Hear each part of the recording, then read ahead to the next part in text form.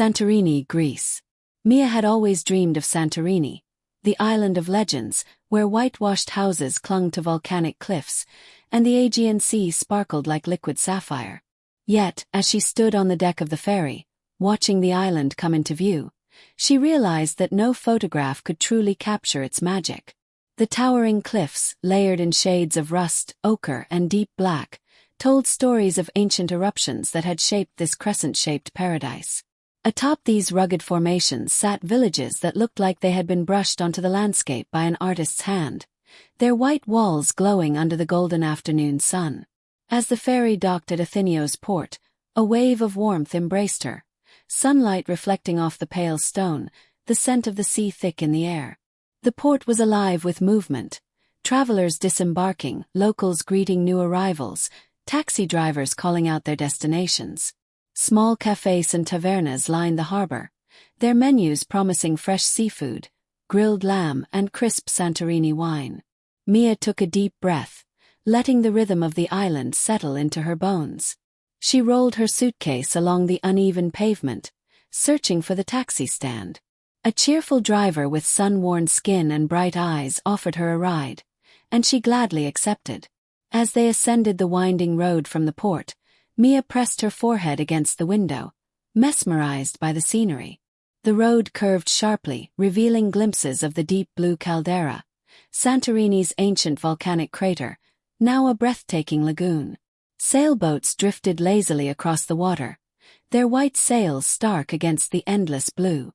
Upon reaching Phyra, the island's bustling capital, she stepped out into a world that felt timeless yet vibrant. Narrow streets twisted through the town, lined with charming boutiques, tavernas, and local artisans selling everything from handmade jewelry to bottles of amber-hued Assyrtiko wine. Street musicians played traditional Greek melodies on bouzoukis, their tunes carrying through the warm air. The scent of freshly grilled souvlaki and sweet, honey-soaked baklava tempted her at every turn. Mia couldn't resist stopping at a tiny cafe nestled between two whitewashed buildings. She ordered a strong Greek coffee and sat at a small blue-painted table, watching life unfold around her. Locals chatted in rapid Greek, gesturing with animated hands, while tourists marveled at the scenery, cameras in hand.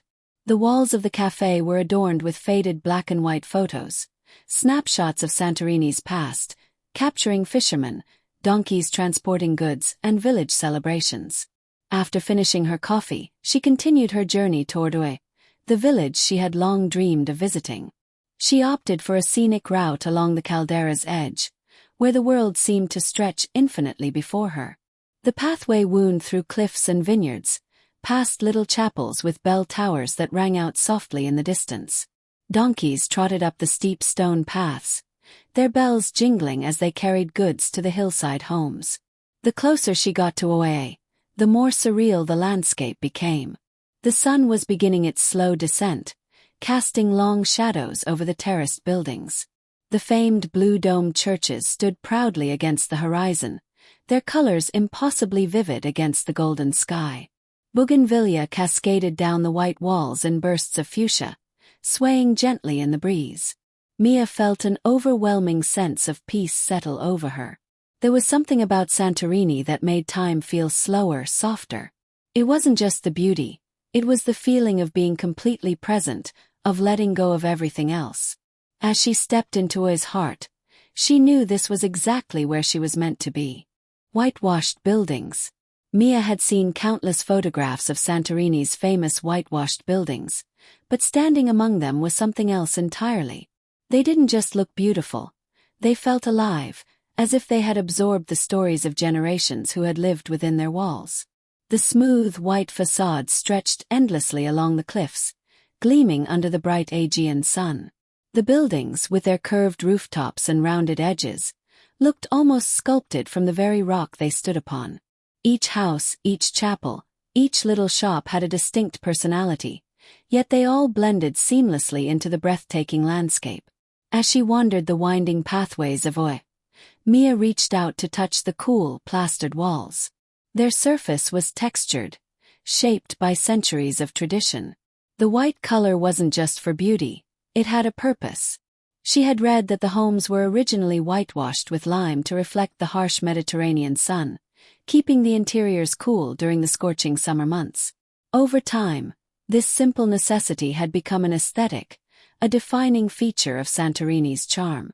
She paused at a set of blue wooden doors, their paint slightly chipped from years of salty sea breezes.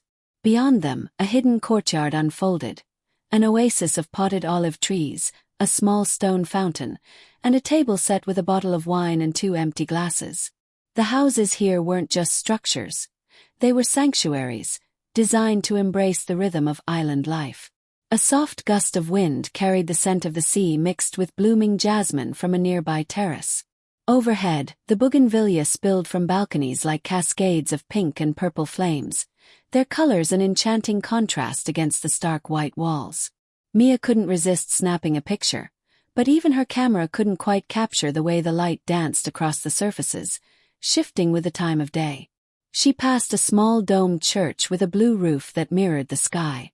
The chapel's wooden doors were slightly ajar, revealing a dimly lit interior adorned with flickering candles and golden icons.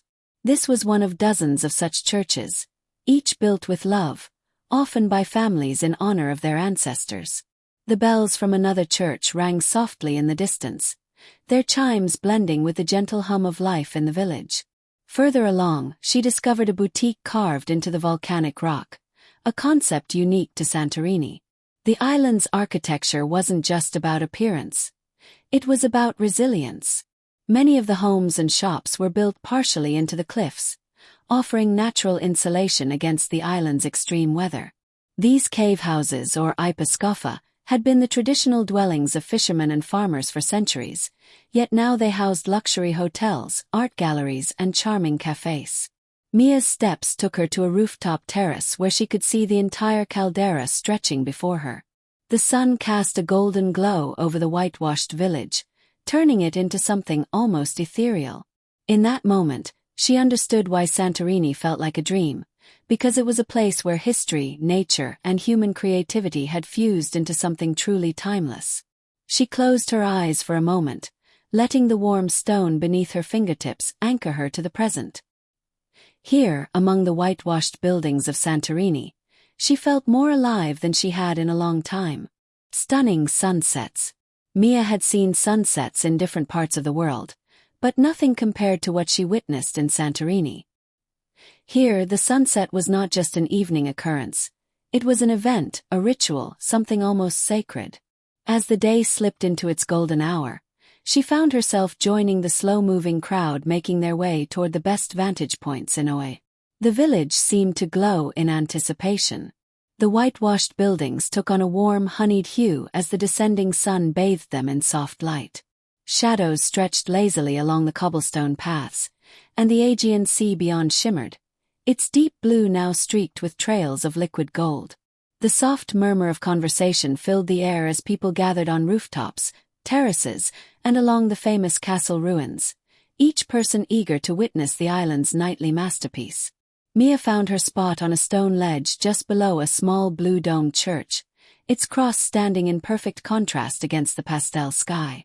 The warm breeze carried the scent of salt and blooming jasmine as she sat, legs dangling over the edge, watching as the colors began their slow, mesmerizing transformation. At first, the sky was a fiery shade of amber, casting long golden rays across the caldera. Then, as the sun inched closer to the horizon, the hues deepened, melting into tangerine, blush pink, and soft lavender. The domed rooftops and white facades reflected the changing light, shifting colors like an artist's canvas in motion. It was as if the entire island had been dipped in a watercolor painting. Next to her, Luca, the photographer she had met earlier, was adjusting his camera. "No matter how many times I capture this, it always feels different," he said, his voice almost reverent. Mia nodded, her gaze locked onto the horizon. "Because it's not just something you see. It's something you feel." As the sun reached its final moments above the water, a hush fell over the crowd. The sea turned a shade of deep violet, reflecting the last flickers of sunlight as they stretched across the horizon. Then, in one final breath, the sun disappeared beneath the waves, leaving behind a sky painted in hues of rose, indigo, and gold-flecked twilight. For a few moments there was silence, pure, reverent silence.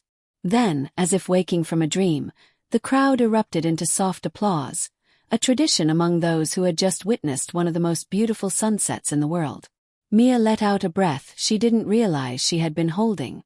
She felt weightless, as if the sunset had taken with it all the worries she had carried onto this island.